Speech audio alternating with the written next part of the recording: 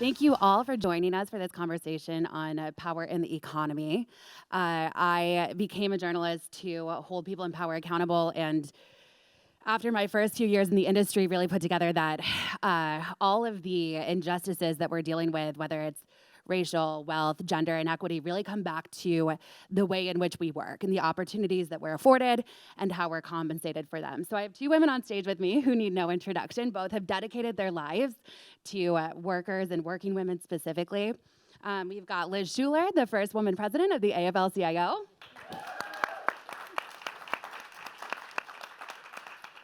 And then we've got Saru Jayaraman, who is the president of One Fair Wage.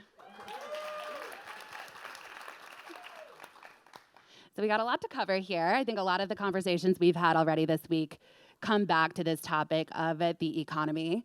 So we're gonna dive right in. Liz, obviously, is the first woman to head the AFL-CIO. It's been almost a year under your tenure. Last time we spoke, you mentioned that there were about 6.5 million women who are now members of the AFL-CIO. And so my question to you is, how do you see unions' role in helping achieve gender parity, particularly given, the challenges presented by the pandemic? Well, thank you, Eleanor. It's a thrill to be here with you and Saru. And I just want to thank IWPR, first of all. Incredible leadership, Nicole, thank you. And the sponsors for bringing us all together, because I love a power summit, but I love a women's power summit, right? So, and we at the AFL-CIO, I don't take for granted that people know that we are a federation of unions, 57 unions, 12.5 million working people, 6.5 million women. Not a lot of people think of us as a women's organization, but we are the largest organization of working women in the country. And this is a moment for working women. And I think there's a lot of stereotypes about unions, that they're of the past, that they're for certain types of industries, that they're not relevant anymore. But now we're seeing the opposite. There's an awakening happening, that people see that collective action is the way to make change. And that unions are one of the most effective vehicles to do that, because it's groups of workers coming together to say enough is enough. And we've seen through the pandemic, particularly with frontline workers who have made sacrifices, one day being called essential, the next day being treated as expendable. And most of them are women, and predominantly women of color, if you think about the industries that were on the front lines of the pandemic. So it has exposed the fact that the economy is not working for working people. The system is broken. And the way that we overcome this feeling of powerlessness is to come together, and women are leading the charge. And I just have to say, I walked so many picket lines over what we called Striketober last fall, and it's been going on ever since. And now we're seeing every day you pick up the newspaper, you log on, and you see Amazon workers, Starbucks workers, REI workers, Apple workers organizing, right? And a lot of women are leading those movements. I walked the picket line with John Denaire workers who make the ice cream cakes for Cold Stone Creamery. They were asking for $1 more an hour after they worked mandatory overtime through the pandemic while all the rest of us were eating those ice cream cakes on our couch, right? They were making these cakes at a rate of 13 a minute with repetitive, you can imagine the repetitive motion. The fact that they were asked to work mandatory overtime, and if they had to have a doctor's appointment or something, of course, that was held against them. So they went on strike. They said, we've done everything this company has asked of us. They have made $4 billion over the course of the pandemic. They can't afford $1 more an hour? That's ridiculous. So they were out on strike for over 100 days, and I want to bring them into this room, because the courageous Latina women, it was mainly Latina women who had worked for this company for, on average, 25 years, were on strike for 100 days, and they won.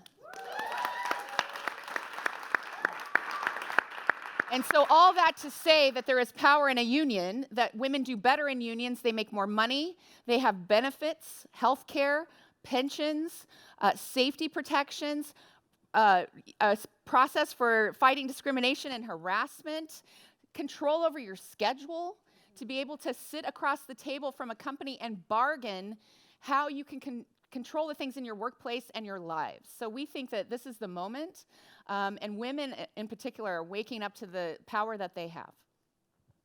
Yeah. What a great primer for this conversation, because I started my trip here in Palo Alto, where the Stanford Nurses Union started their strike Monday. And my question for you, I guess, is so much of what these unions are fighting for are things that, we would think it would be almost automatic that they receive. And so what do you see as the path forward for unions when it comes to achieving large-scale labor reform, particularly if, the PRO Act remains stalled in the Senate the way that it is? Yeah, and I think the way that we can actually enable more people to join unions is to make the law work for working people. Because right now, not many people realize that the law is tilted in favor of corporations when it comes to organizing a union. Over time, the National Labor Relations Act, dusty old law from 1935, the law of the land is that people should be able to join together freely, collectively, and form a union. That over time has been eroded because obviously corporations don't like it when people come together. They're more powerful. They can demand more. So the PRO Act, as you referred to, if people aren't familiar, would balance the scales back in favor of working people. It's stalled in the Senate. But we do know that we're not going to give up just because, the Senate is holding our bill hostage, right? We're going to keep organizing. We're going to keep pressuring these lawmakers on the ground. And that's what the labor movement does best, and workers' movements do best, is grassroots mobilization and pressure, bringing the voice of the people to make change, because these systems are broken. They're not working for working people, including our labor laws. And Amazon is on everyone's mind right now, because we just saw that big victory up in New York with JFK 8. Yeah. And people don't realize the lengths to which Amazon went to bust the union effort. They changed, there was evidence that they changed the timing of a stoplight outside a facility so that worker organizers weren't able to talk to people leaving at the end of their shift. They followed people into the bathrooms to harass them. There were signs everywhere. There was surveillance. So, it takes an act of courage and absolute bravery to form a union because the opposition is so fierce. Most people often get fired, which it's illegal to do, by the way, for companies to fire you if you choose to come together in a union. So we have to find ways to both lobby in Congress to get legislative relief, but also take it to the streets. And that's what we're seeing all across the country, all around us in industries across the economy. Definitely. Well, speaking of federal change, Saru, we obviously have a historically high number of job openings right now. We've seen employers increase their pay to try and attract and retain workers. And we've also seen a bunch of states pass their own minimum wage laws. So how has this wave of private and public sector raising of the minimum wage changed the conversation at a national level? Yeah, great. Well, it's great to be here with all of you. I too want to thank Nicole for her incredible leadership and IWPR for having us. I feel a little shorter. Am I? Does it look that way? Okay, I'm gonna maybe come forward and speak up. You want to sit over with me? Okay, thank you. Please. Thank you. There you go. Thank you. I just felt so low. All right. Well, it's great to be here, and ditto to everything Liz said. And I just want to add, and I think you used the word historic. We are in a historic moment for especially the lowest wage workers across this country. We're an organization of 270,000 restaurant workers representing an industry of 14 million restaurant workers. 1 in 10 Americans work in the restaurant industry. And prior to the pandemic, we had a workforce that was overwhelmingly women struggling with a truly awful legacy of slavery. At emancipation, the restaurant industry sought the right to hire newly freed slaves, not pay them anything, and have them live entirely on this idea that had just come from Europe at the time called tipping. The restaurant industry mutated tipping at emancipation from being an extra bonus on top of a wage, as it had always been, to becoming the wage itself, in order to hire Black women in particular for free, not pay them anything, and have them live entirely on tips. We went from a $0 wage at emancipation, 1863, to $2.13 an hour, the current federal minimum wage for tipped workers, and we still have 43 states in the United States that have this ridiculous legacy of slavery, allowing a majority, overwhelmingly female workforce, disproportionately women of color, to be paid $2 and $3 and $4 depending on the state and live on tips. And even pre-pandemic, that was a horrific source of both poverty and we had the highest rates of sexual harassment of any industry because it was women having to live on tips, having to rely on the largesse of customers, and as data has now shown, the biases of customers, both sexism and extreme racism when it comes to tipping. Well, with the pandemic, that all just became unlivable because 6 million restaurant workers lost their jobs. 2/3 were told they couldn't even get unemployment insurance because in most states they were told their wages were too low to qualify for benefits. And then they went back to work. They found tips had gone way down. We actually just did a survey, found 58% of women of color said they're not even making enough tips right now to make the minimum wage in their state. 50% of women say they're not even making enough in tips to make the minimum wage. So tips went way down, and customer hostility and health risks and, of course, sexual harassment went way up, with thousands of women telling us, I'm regularly asked, take off your mask so I can see how cute you are before I decide how much to tip you. Take off your mask so I can see the pretty face of my server before I decide how much I want to tip. But the real breaking point was when these workers were asked to enforce social distancing and mask and COVID vaccination card rules on the very same people from whom they were supposed to get tips to make up their wages. Right. And they said, we're done. We are done. Take your job and shove it. Literally 1 million workers, over 1 million workers have left the restaurant industry. And of those who remain, 54% say they're leaving. More than half of current restaurant workers say they're leaving the industry, and 90% are saying the only thing that would make me come back is a full livable wage with tips on top. And this has resulted in exactly what you just said. For the first time ever, it's like one of the true silver linings of the pandemic. We are counting. We've created this big database, thousands of restaurants across the country that previously fought us, previously told us we can never afford more than $2 and $3, now paying $15, $20, $25, $30 an hour, plus tips. We saw a restaurant in Cape Cod paying $50 an hour, plus tips. Here in San Francisco, you cannot pay a server less than $25 or $30 plus tips. It is a total reversal, and it has resulted in the politics of the issue changing as well. So some of you know we've been fighting this for many decades. Some of you know the National Restaurant Association, we call it the other NRA, which represents the chains, has been after us, has been fighting us, has put my children's pictures up on attack websites, has followed me around the country, I can tell you so many things that are so horrific that they've done to us, but they are mute. They are mute. They are mute. They've been mute for the last 6 to 9 months and we heard from the inside why. Basically, they said, we cannot afford to be out there publicly fighting wage increases while we are desperately looking for staff and telling them, we'll pay you more, come work for us. Right. And so just one quick example, in Washington, D.C., we put this on the ballot in 2018. Many of you who live in D.C. will remember we won, and the city council, with vitriolic campaigning from the Restaurant Association, overturned the will of the people, saying people in D.C. were too dumb, they didn't know what they were voting for. So we filed it again, fall of 2021. What we filed raised the wage from $5 an hour in our nation's capital to $15.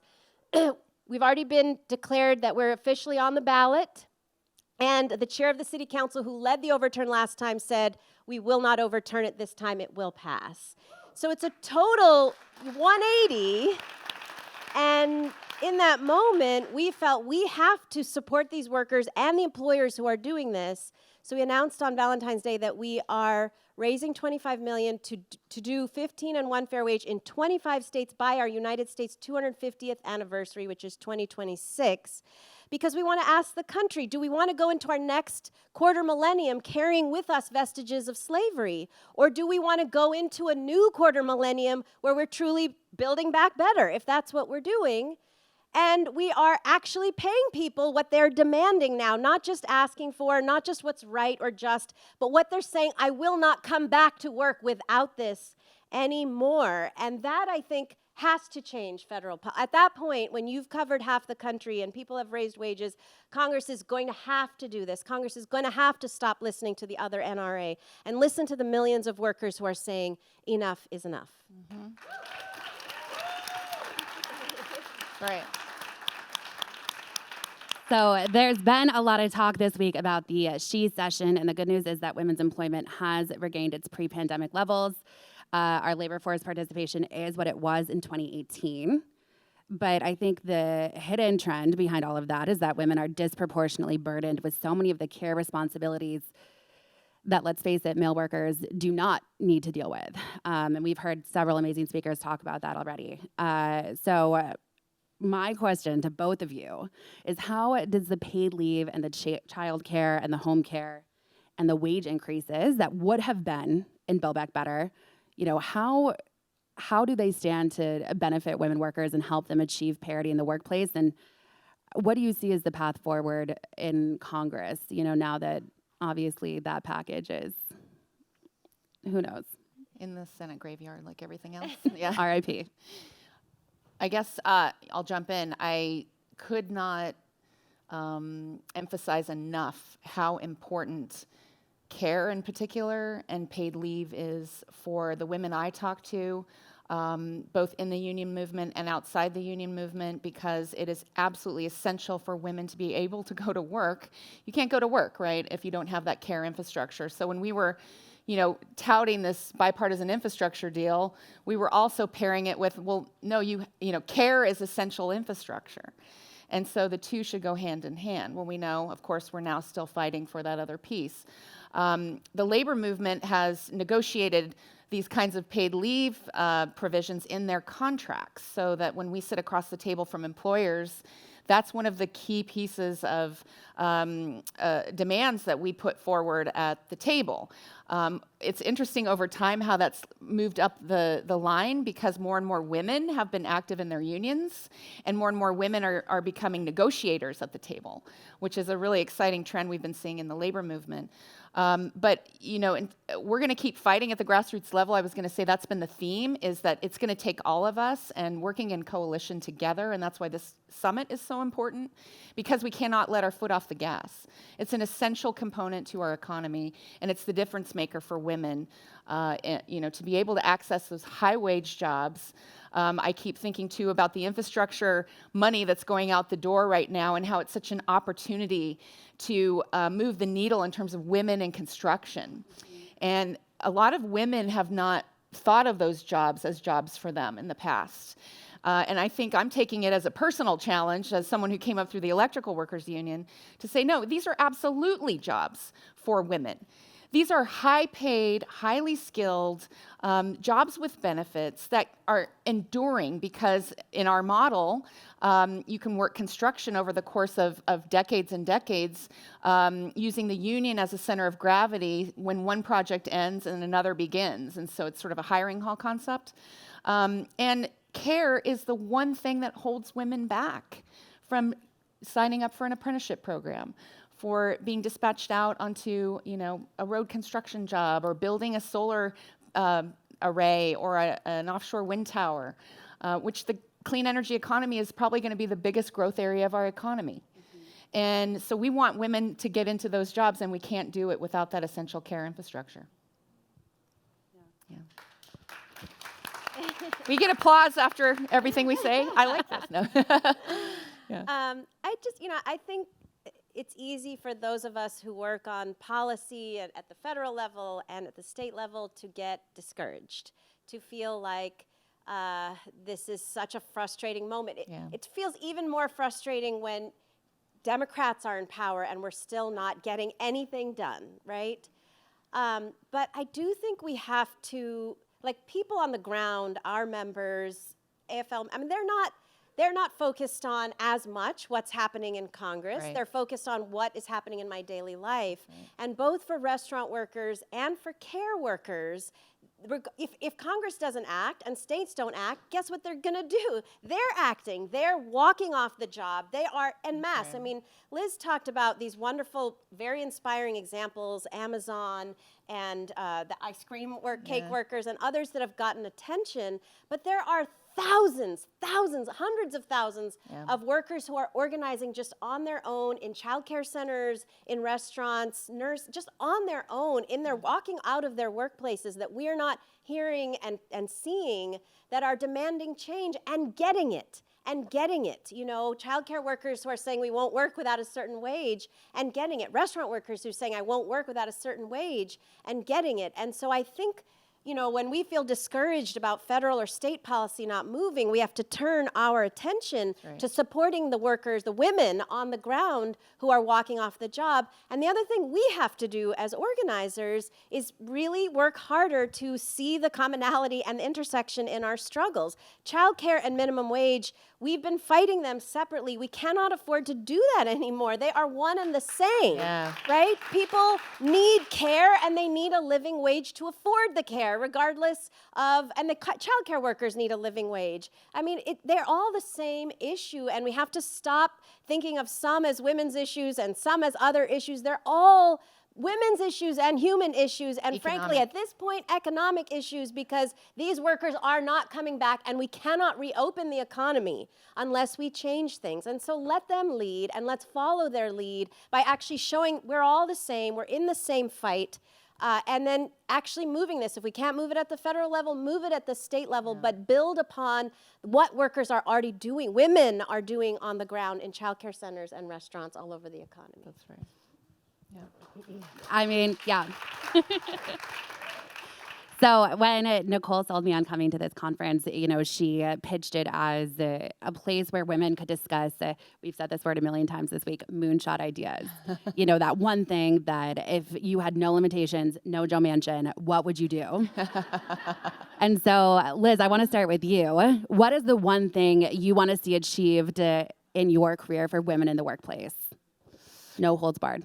Wow, so many moonshots, so little time. I have to pick one, though. And of course, you know, I just see the courage that workers are standing up every day, as you were just saying, you know, taking risks and often bearing the brunt of it by getting fired. And when they're trying to organize, it's, you know, there's such an uphill climb. So of course, I would say the PRO Act, just because I think it would be revolutionary for the protections workers need to stand up and face down the corporate power that we are seeing that is absolutely out of control. I mean, the fact that Jeff Bezos makes more in 7 seconds than the average worker at Amazon does in a year is completely out of control. It's broken. And so we think that workers coming together collectively and organizing, shifting that balance of power is absolutely going to make the difference for women. So absolutely, I mean, I couldn't agree more. I think we have to think power building as the ultimate aim, sort of like a first step on the moon, if we're thinking about a moonshot. We are part of a great effort with Joe Sandberg and others to put $18 an hour on the ballot this November here in the state of California. And it is doing really well. It's polling really well. There's going to be some great news next week about it. And we really, you know, should even think bigger than that. We should be thinking 20. And we should be thinking of every single human that works in the United States getting that. So tipped workers are currently excluded. So are workers with disabilities. So are youth. So are incarcerated workers who get a sub-minimum wage based on the exception to the 13th Amendment that allows for slavery in the case of incarceration. And for those of us that live here in California, it's particularly shameful because a third of our firefighting workforce that's out there fighting our wildfires is paid 11 cents an hour. And so this shouldn't even be a moonshot. It should be, like I said, like on the way to the moon, is $20, $18, $20 for every human who works in the United States, whether they are a tipped worker, a worker with disability, a youth, a gig worker, or a restaurant worker, or an incarcerated worker. Everybody deserves to be paid a livable wage when they work, and now the moment is proving that all of those arguments about, oh, we can't do it, business will fail, the economy will fail, well, then how come suddenly we can pay workers $30 an hour? They found plus the money tips? all of a sudden. Somehow the money was found. Somehow we're adjusting because we all want to go out to eat. Somehow we found the way to do it. And that is the only future. It's not even like, can we do this? Should we do this? There's only two futures. Either we raise wages and provide people with the right to organize and provide people with childcare, or they are not coming back. And so we won't have childcare, and we won't have restaurants to eat in, and we won't have sufficient healthcare. We won't even have sufficient teachers to teach our children. There are only two choices right now, and I really believe if we follow the lead of the workers and the employers who are raising wages right now, we will pick the better path. We ready to organize? We ready to fight? Thank you so much to you both. This has been amazing. Thank you to Nicole and the IWPR for making this conversation happen. And yeah, Thank that's you it. so much.